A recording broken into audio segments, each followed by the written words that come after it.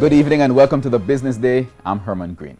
At least one Jamaican producer is speaking out against protectionist measures in the Caribbean. CEO of Jamaica Producers Group, Jeffrey Hall, says protectionism today is likely to do more harm than good. TVJ's Andrew Laidley tells us more. Goods imported from countries outside of CARICOM are subject to common external tariffs. These tariffs can range anywhere between 10 to 20%. It's a part of the regional policy which allows for preferential treatment towards goods originating from CARICOM member states.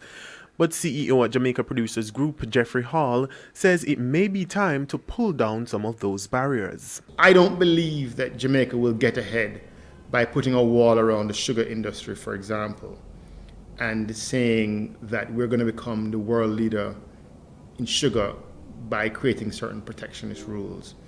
I believe that we have the advantage of being at the center of North America and South America, and we can be a place in which, despite the geopolitical arguments that are happening internationally, you can invest here because we have good relationships and you can add value to goods here and export them across the region. He says some small players are likely to be affected, but noted that strategies can be implemented to ease the impact. This is a very complicated discussion, and it's very important that we take into account significant short-term dislocations that affect certain segments of our country and our society.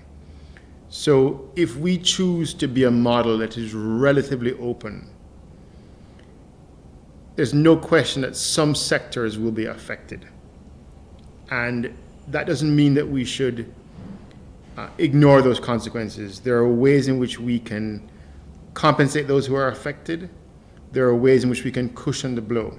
In terms of charting the way forward, Mr. Hall believes there needs to be a renewed focus on the region's potential as a logistics hub. I think the growth that we need is going to come from Jamaica positioning itself as a place in which it is easy to do business, in which we have world-class transportation links, in which we can add value, and in which our people can service at an international standard the inflow and outflow of goods. Andrew Laidley, TVJ News.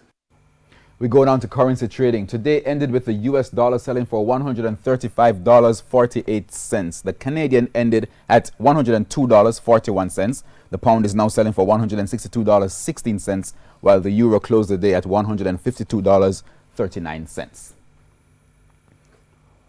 Now, oil prices rose to almost 5% on Tuesday, easing concerns over a global trade war that has depressed the market in recent months. Oil for delivery in September settled at $56.75 a barrel. Wigton Wind Farm is reporting net profit of $366 million for the first quarter ended June 30. That was a 109% increase over the same period last year. The company's revenue also rose by $58 million. Wigton says the increase was influenced by an uptick in production and increased availability of wind turbines. On the stock market, the JSE index gained 231 points today, while the junior market index went up by 25 points. Stocks posting gains include Palace Amusement, Caribbean Flavors and Fragrances, T-Tech, Jamaica Stock Exchange, and Stationery and Office Supplies. On the losing side were Siboney Group, Radio Jamaica, Jamaican Teas, Pulse Investments, and Cygnus Credit Investments. And that wraps up the Business Day. I'm Herman Green. Good evening.